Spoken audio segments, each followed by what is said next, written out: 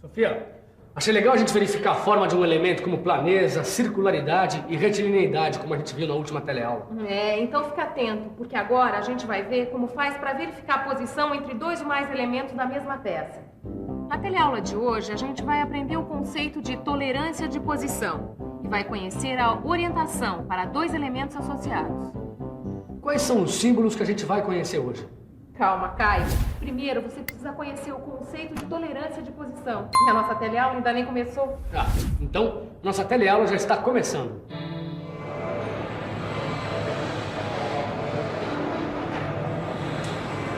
Mas, Silva, tolerância é tolerância. O que pode ser diferente do que a gente viu na última teleaula? Tito, deixa eu te mostrar uma coisa. Essas duas peças aqui, elas dependem uma da outra para poder funcionar. Olha aqui. Não, tudo bem. É aí que mora a tolerância geométrica de orientação. Exatamente. Mas para a gente saber o que significa isso, nós vamos precisar falar um pouco sobre a tolerância de posição. Foi muito bem. A tolerância de posição estuda a relação entre dois ou mais elementos. Mas espera aí, Silva, como assim? Na indústria automobilística, por exemplo, é comum a montagem de uma peça que trabalha em conjunto com uma outra peça, que às vezes é produzida em um outro país. No caso desta peça aqui, a tolerância de posição estabelece o valor permissível de variação de um elemento da peça em relação à posição teórica estabelecida no desenho. Mas, Silva, eu acho que vai ser difícil entender essa história de tolerância de posição. Aqui nada. Dá uma olhada aqui neste exemplo. Para estudar as diferenças de posição, a gente tem que supor que as diferenças de forma dos elementos associados, neste caso o pistão e a camisa, são desprezíveis em relação às suas diferenças de posição. Essa eu entendi, Silva. Mas se as diferenças de forma do pistão e da camisa não forem desprezíveis? Bom, aí será necessário, então, a separação entre os tipos de medição para se encontrar um ou outro desvio. Mas, Silva, para que serve isso aqui, ó? Essa aqui é a simbologia de tolerância de posição por orientação. Para dois elementos associados, a gente pode medir o paralelismo que tem esse símbolo, a perpendicularidade que tem esse símbolo e a inclinação que tem esse símbolo. Muito bem, agora que nós já vimos detalhadamente a simbologia que você tem aí no seu livro de estudos, nós podemos falar então da orientação para dois elementos associados. Angela, que símbolo é esse? Miguel, é só olhar para a representação, olha. É o símbolo de paralelismo. Tá aqui, é mesmo. Agora lembrei. Paralelismo. Paralelismo é a condição de uma linha ou superfície ser equidistante em todos os seus pontos a um eixo ou a um plano de referência. Bom, para você entender direitinho o que é paralelismo, pensa só no seguinte. No aquário contendo água e óleo, por exemplo, a superfície da água é paralela à superfície do óleo. Aqui, a gente vê que para executar essa peça, o eixo superior deve estar compreendido numa zona cilíndrica de 0,03 de milímetro de diâmetro, paralela ao eixo inferior A, se antes do valor vier o símbolo de diâmetro. Já aqui, a superfície deve estar entre dois planos, distantes de 1/10 de milímetro e paralelos ao eixo do furo de referência B. Agora, vamos ver essa outra figura aqui. O eixo do furo da peça tem que estar entre dois planos distantes, no máximo 0,2 de milímetro, e paralelos ao plano de referência C. O paralelismo ele é sempre relacionado a um comprimento de referência. Então é por isso que para medir a tolerância de paralelismo das faces, a gente usa o desempenho, que é essa superfície aqui bastante plana, não é? Isso mesmo. E agora a gente vai conhecer perpendicularidade, que tem esse símbolo aqui. O nosso amigo pedreiro sabe melhor do que ninguém o que é perpendicularidade. É a condição onde o elemento deve estar dentro do desvio angular, tomado como referência o ângulo reto entre uma superfície ou uma reta, tendo como elemento de referência uma superfície ou uma reta. Essa aqui é a representação de tolerância de perpendicularidade? É sim. E essa aqui é a representação da tolerância de perpendicularidade entre duas retas. Veja que o campo de tolerância é limitado por dois planos paralelos, distantes no valor especificado T e perpendiculares à reta de referência. Agora eu quero ver se você consegue interpretar esses desenhos. Ah, é fácil, Sofia. Vamos pensar um pouco? Vamos pensar um pouco. Deixa eu ver.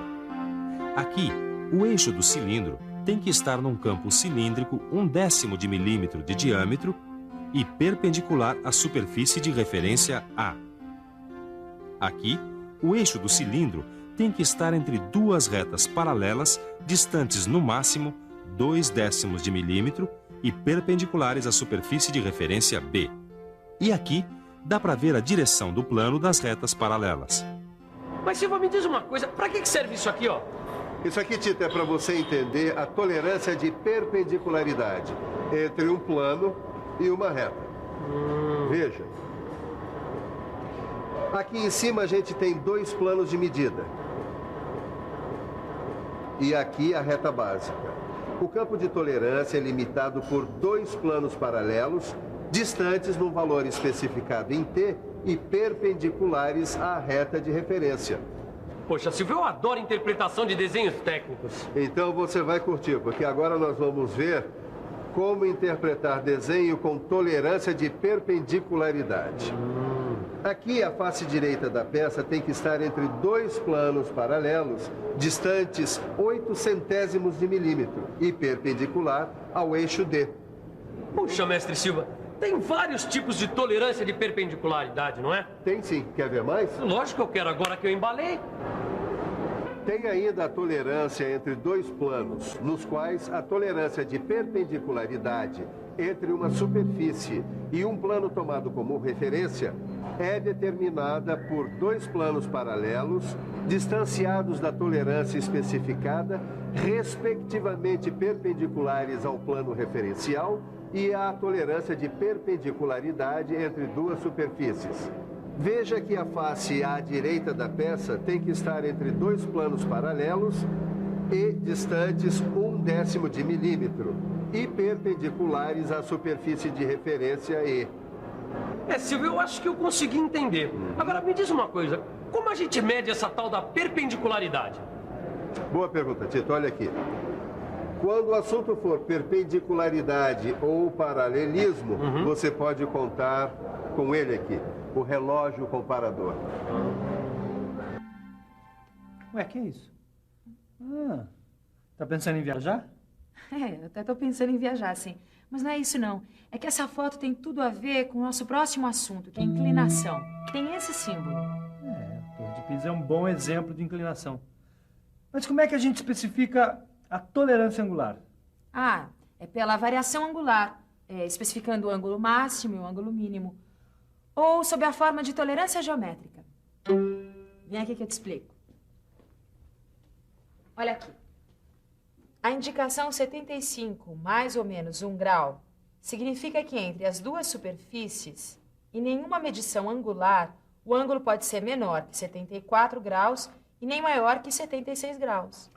Legal, já que você está tão afiada, eu vou mostrar a representação que eu fiz para mostrar a tolerância de inclinação de uma linha em relação a uma reta de referência. Isso eu quero ver. Bom, o campo de tolerância é limitado por duas retas paralelas.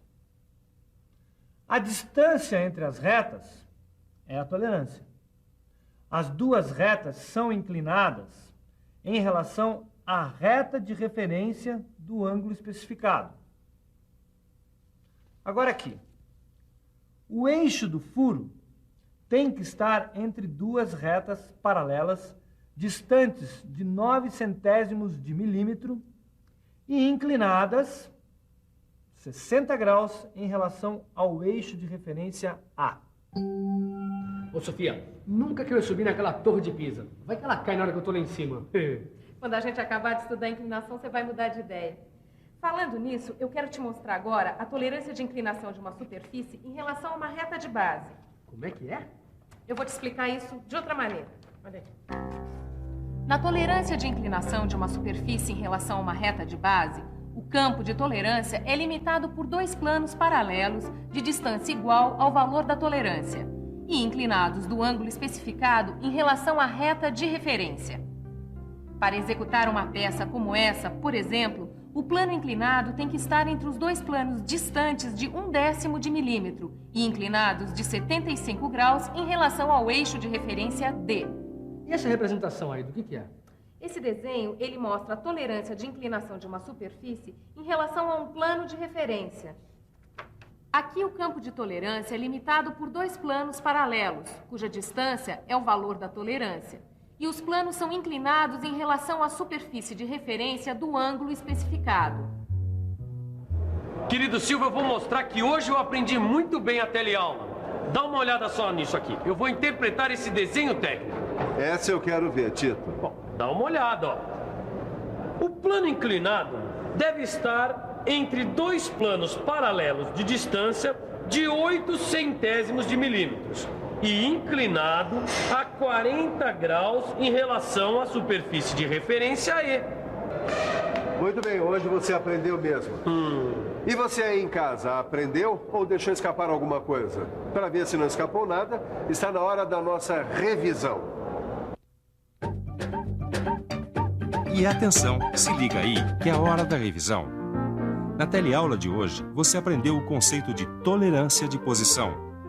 Aprendeu que a orientação para dois elementos se dá por paralelismo, perpendicularidade e inclinação. Miguel, você viu onde eu deixei a minha foto da Torre de Pisa? Ah, tá ali, ó, perto do desenho que a gente fez sobre variação angular. Você vai estudar mais? Não, agora é pra sonhar com a minha viagem pra Itália. Ai, não custa nada sonhar alto, né? É, não custa nada. Você também pode sonhar alto. Para isso tem que estudar bastante. Comece dando uma boa revisada e fazendo os exercícios do seu livro. Se você vai para a Itália, eu não sei. Mas que você vai decolar no seu trabalho, eu garanto. Até a próxima. Tchau.